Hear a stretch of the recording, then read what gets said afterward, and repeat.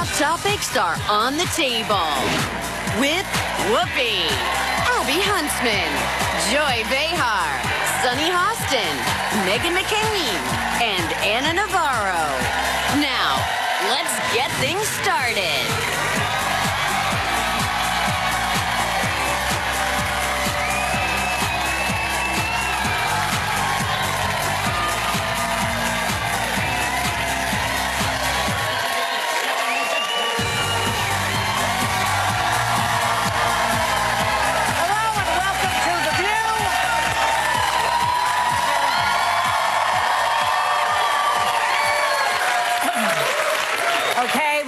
With Whoopi, she's getting her strength back and will be returning to the table soon, so that's good news. And there's the politics going on around us, of course. There are so many pressing issues America's facing right now. And what has Trump spent the last week defending himself against? That he didn't mistakenly refer to Apple's CEO Tim Cook as Tim Apple. Listen for yourself. I used to say, Tim, you got to start doing it over here, and you really have. I mean, you've really put a big investment in our country. We appreciate it very much, Tim Apple. Thank you, Donald President. So this was a week ago, and he's still making excuses. Okay? He still says he did it on purpose. He was trying to save time. So why can't he just admit that he made a slip of the tongue? He lied about his wealth, about his height and his weight, the crowd size, about his bone spurs, about how many votes he got. These are all, like, in a way, insignificant. Not the bone spurs, because that kept him out of the Army. I'd go on with this, but we only have an hour show here. So why does he lie about every single thing and double down on them? What is the matter with him? Do you know what this reminded me of? Is I was doing a radio tour one time. I wrote a book with a comedian named Michael Ian Black, and I don't know if you guys have ever done that, but you're just on radio show after radio show after radio show, and I was exhausted, and I said, Michael and I have such a great rapport with one another, and I meant rapport, and I totally screwed up, and they were making fun of me, and I was like, let's get Michael Rappaport involved, and ever since then, I always say we have a great rapport. But that you took the joke on yourself. Always lean into it. Ted Cruz leaning into him being the Zodiac killer. Just lean into it. We all make mistakes. It's okay, but his inability to make fun of himself is... Why? I would be shocked if he did come out and laugh at himself, because, you know, a little humility goes a long way. We've all had those moments. There was a guy I used to work with whose name was Tim, and I called him Steve for whatever reason. I always thought his name was Steve. And to the point where now then the whole office called him Steve. It became this ongoing joke. We all have those moments. Right. And so I sympathize with him, especially being pregnant. I don't remember anybody's names. I can barely remember the names on this show. Before he was... I think two things. Number one, this cannot be Trump being tired, because between executive time and golfing, it can't be, blaming it on exhaustion. No. But remember, everything Trump does, because he is a narcissist, is called Trump. Yeah. So of course he thinks the guy's name is Tim Apple. Oh, that's and the CEO of Lockheed is Marilyn Lockheed. It's Trump Hotel, Trump Airlines, Trump Steak, Trump Vodka, Trump, Trump Water. Trump Mar-a-Lago. But I think that the position has made him crazier, frankly.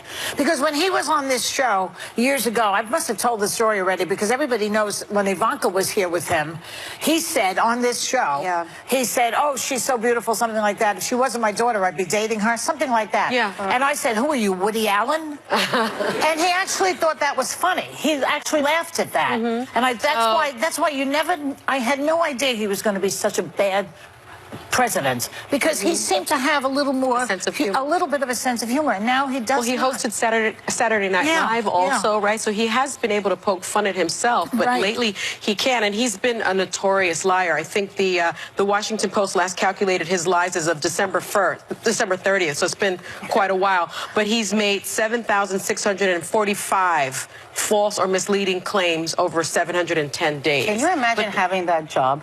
I know, counting them, right? I hope that person's getting hardship pay. I know. And then Sarah Sanders lies on top of his lies. Yes, so they just double the lies. But of all the misstatements, this is one that you just kind of have to laugh about. Silly. I mean, this can't be a serious story. I mean, we can laugh about the fact that he doesn't have a lot of humility in these moments and can just laugh at himself. And I think he would be so funny if he were able to laugh, because there's so many statements that he makes that you could walk it back and make a joke about. Abby, it's a serious story, because he's a liar, and he's in the position that he's in. Nobody knows what the truth is from him. We can't rely on him ever telling the truth. He's the president of the country. I'm just saying with Tim Apple, that's one you can just. I know, but he doesn't laugh at it. That's the None of our serious lives part. are going to change based off him calling Tim Cook or Tim Apple. No, but I think her point is, look, if he lies about such stupid, insignificant things that we should be laughing at, what doesn't he lie about? How does the country know the difference when the president of the United States is telling the truth or telling a lie when he lies about even the most insignificant things? I think what Abby's trying to say, though, is this isn't new. Like, the fact that he lies a lot isn't new. We knew that during the election. We're 2.5+ years in. Like, okay, he's going to lie about something as stupid as Tim Cook being Tim Apple, which, by the way, Tim Cook has leaned into it. He put the Apple emoji as his Twitter account name now. He has a sense of humor. I mean, I think, but it's like, oh, and there's gambling in Casablanca and water's wet. Trump lies. Breaking news on ABC's The View this morning. It's not about that. But it's not about breaking news. Why it's horrible. It's whether serious. we know it or not, and I agree with you, we've known it all along. It still doesn't make it normal, and it still doesn't make it acceptable. Explain that to the 46% that approve of the job he's doing right now. I can't explain anything to them. You know? Let's do this story. A lot of Democrats are calling for Trump's impeachment. But Speaker Nancy Pelosi isn't one of them. She just told the Washington Post that he's, quote unquote, he's just not worth it. She says it will divide the country unless there's bipartisan support. A lot of Democrats disagree with her. What to say is the group? I think you're right. Everybody agrees with her? Sonny, you said you didn't. Oh, I don't agree. It's okay, ma'am.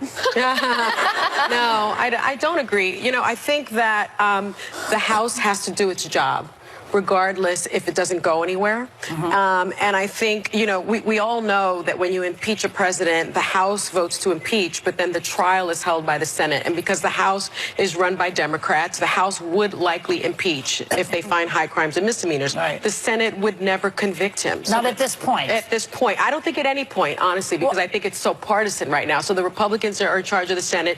It will go nowhere. But that doesn't mean that the House shouldn't do its job and make sure that the people of the United States feel confident that at least one branch will do the job. There's one way to get Trump out of the White House. Democrats realize you just got to win. You got to win in 2020. It's as simple as that. And I think what Nancy Pelosi is doing is she's being the adult in the room, and I think she genuinely cares about the success of the Democratic Party. And she saw what happened to Republicans that focused on this under Bill Clinton. And can I tell you that stat? for them. After the GOP impeached Clinton in 1998, his approval rating went to 73% because people felt sorry for him. There you go. The words of the wise is sufficient. It was an impeachment election, though, in the midterms, and you have Rashida Tlaib saying impeach Ilhan Omar, Ayanna Pressley, Veronica Escobar, Joe Nuggizi, and I think what Sonny is saying is accurate in the sense that there's a whole constituency that does want impeachment to go forward. But I will say this quote from her: "Our country is great. It's a great country. Our founders gave us the strongest foundation, and the challenges we have faced, we can withstand anything." I love that messaging, and I love that messaging from Nancy Pelosi because it's not that America's garbage. So the fact that Nancy Pelosi is saying things that's adhering to people like me means that she's playing some pretty smart politics. Listen, she also left herself some wiggle room, and her quote is, "Unless there's something so compelling and overwhelming and bipartisan, I don't think we should go down that path," meaning impeachment. Look, remember, you know, we all have the memory, those of us that are old enough, of the impeachment against Clinton for sex, basically perjuring himself over sex. I think what she's saying is, we are not going to impeach Donald Trump over paying hush money to a stripper. Now, if we find out that he's compromised by Russia, that he's a Russian asset, I assure you that falls under the something compelling and overwhelming. And high crimes and misdemeanors. Yeah, but to Sonny's point, will the Republicans even go for it then? I don't know. They keep question. And that's the thing, you know, do you get a president out by voting? Of course, that's part of our process, but the Constitution is also very much so a part of our process, and the Founding Fathers wanted to make sure that we were protected as the American people against things like high crimes and misdemeanors. Will you be satisfied, Sonny, if Mueller comes out and there isn't a direct link between Trump and Russia and the collusion? I will be satisfied when the process works the way the process is supposed to work. So whether that be the Mueller report, whether that be the Southern District of New York, whether that be the constitutional process, I am a believer in the Constitution. I am a believer in law. I am a believer in justice. And I am a believer in process and the American people. Okay. All right. Coming up, we want to talk about the tragic plane crash in Ethiopia. Should those planes still be allowed in the air? Because the United States has not grounded them, even though a lot of countries around the world have. We'll talk about that when we come back.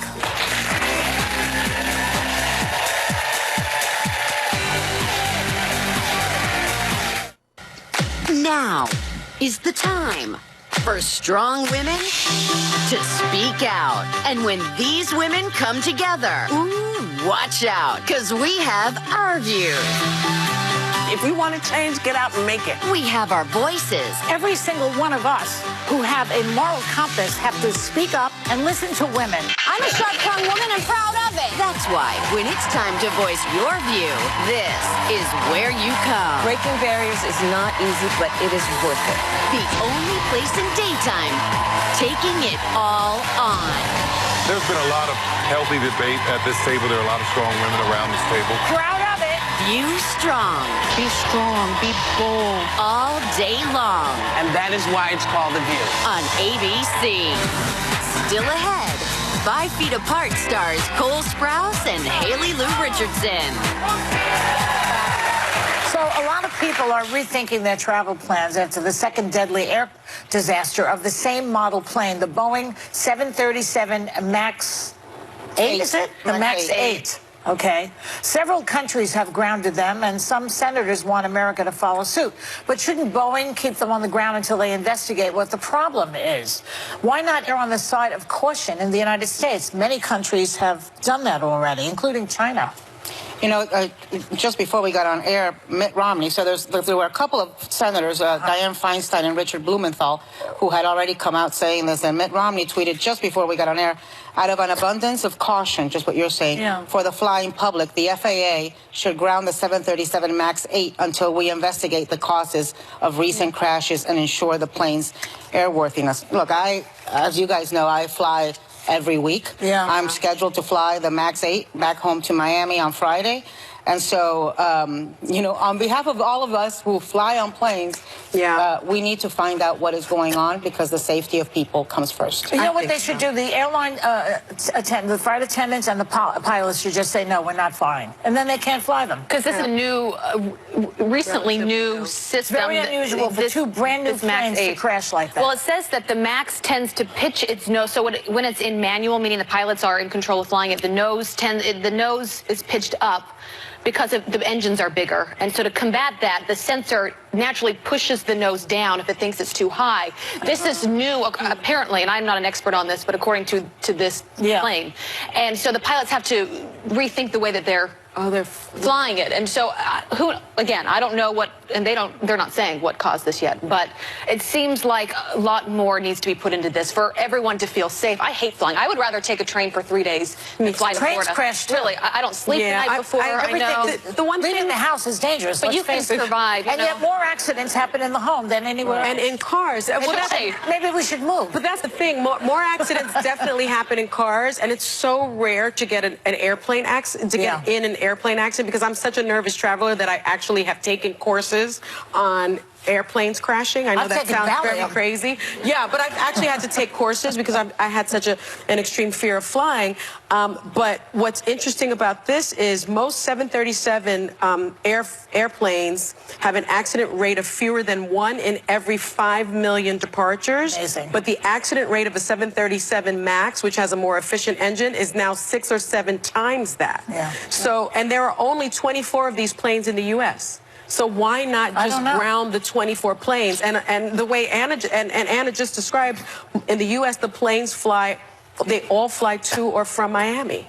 So just ground. Forget it, Anna. You're not going home. Want to say something? No, I just agree with why we should ground them if they're this dangerous. I'm not scared of flying at all. My father, and I know everyone's sick of stories about my father, but bear with me because this one's a good one. Whenever we would have a ton of turbulence, he would be like, I'm not dying in a plane, Megan. If I were going to die in a plane, I would have died in a plane already. And journalists tell this story too when he had it on. And so I was recently on a plane that it made it was like it landed on accident and like had to come back up, and there was all this turbulence, and then I said it, and I was like, my dad said we're not going out this way, and it calmed everybody down. So I don't care. I mean, I'll get on these planes, but I think maybe I've been mind screwed by my late father to think that that's not how I'm going to go out in this world. My mother believed in predestination, so she used to say, don't be afraid to fly. When it's your time to die, you'll die. And I said to her, well, what if I'm on the plane and it's the pilot's time to die? Joy. Now what? Or somebody else on the plane. But I don't want that people, did not make sense. I don't want people to misinterpret. It's entirely rational to be fearful of flying on this particular This is rational. I have the opposite viewpoint as you. When I get on, I look at someone, I'm like, they're not dying today. So, like, I'm going to be good. Yeah. Well, I don't know. So do you have a guest room, Joy? What? You got a guest bedroom? She does. I do. You can come stay at my house. You're not getting on that plane until they ground these planes and get on another plane. JetBlue is flying JetBlue to Miami. Okay. Coming up, a politician is taking heat for dancing to an R. Kelly song. What do you think of that? We'll talk about that next.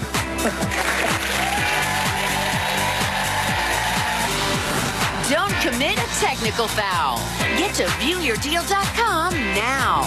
We partnered with vendors for at least half off high-tech solutions you'll use every day. So don't miss out.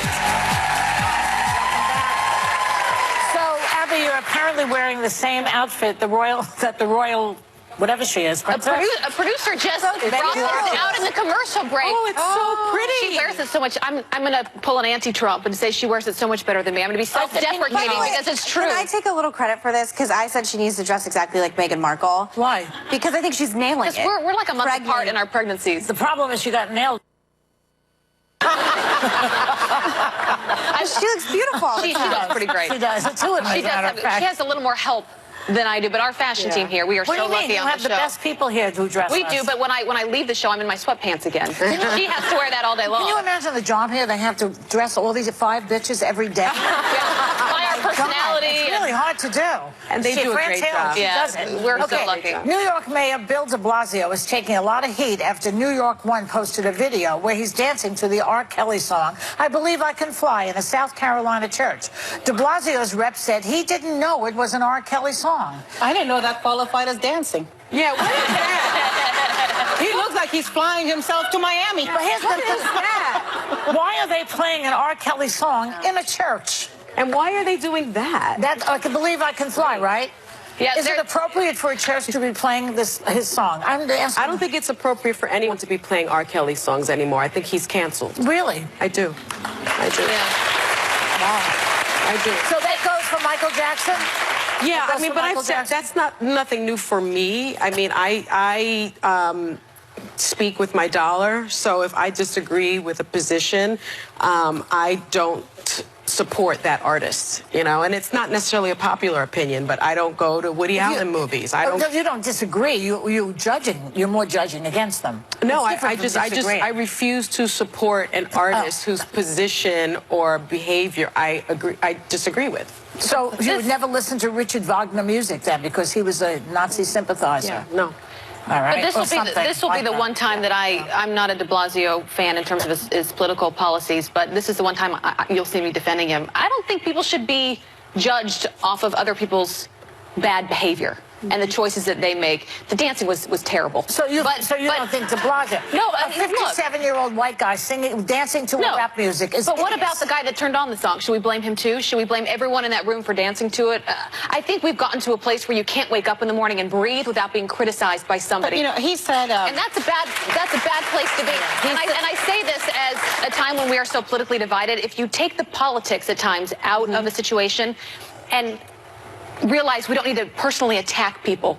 You know, if you look at Trump, it's like you can always find a way to make fun of him. But if it were Obama out there, would you view it differently? I always try and look at it that way. Policy aside, just personal attack. But this is not politics. Well, back to de Blasio. I think, but this is not politics. I'm talking about de Blasio. No, and he said that he didn't know that the song was an R. Kelly song. That's his most famous song, by the way. Well, yeah, but you know what? Joy and I didn't know. The choir was performing the song. I mean, I don't understand why the choir would perform the song. I mean, the problem is R. Kelly has been front page news for a long time. He abused a lot, allegedly, but he's now been, I think, charged with 10 or more counts abusing young a lot of young African-American women, young girls they're women now, but under the age of 13 and 14. And so by supporting his music, he's making money. And that just can't stand in my view. You know, rape is one of the most underreported crimes in our country because victims feel that they will not be believed. Right. And to support a man like that, I think says a lot about our country. We have to stand up for victims in this country. And I just, that's the way to do it. That's the way to do it. So let's say you're in the situation and the whole place is, you know, doing this and singing the song and everything. Should you say, stop, I refuse. Well, I refuse to dance to this music. If you're uncomfortable doing that, at the very least, you don't have to do that, right? You can just kind of be a conscientious dissenter. Like, pro tip for any politician running for office, if you're not a really good dancer, you probably should just maybe sway a little, you know. I mean, don't eat anything on a stick. Don't, you know, be very careful about the hats you wear, and don't sing or dance unless you really know how to. It's the ones that think they're a good dancer though that are that bad. That's the problem. It's all in your head. Like me, I'm a terrible dancer. I don't dance any place. I'm terrible. I'm the white girl. Are you like Elaine from Sonic? Exactly, but worse, but exponentially. Doesn't matter how many drinks you've had. Like, no, I'm the worst. I mean, duck and cover, you guys. Start running out of here if I start dancing. All of it. Terrible. Isn't Bill de Blasio like 6'5", man? He can't even hide. I believe I can. He's got wingspan. I think they should have played "Fly Me to the Moon." Now that one he would have understood. Coming up, The Bachelor is here live tomorrow, and we're going to talk about what happened last night. We'll be right back.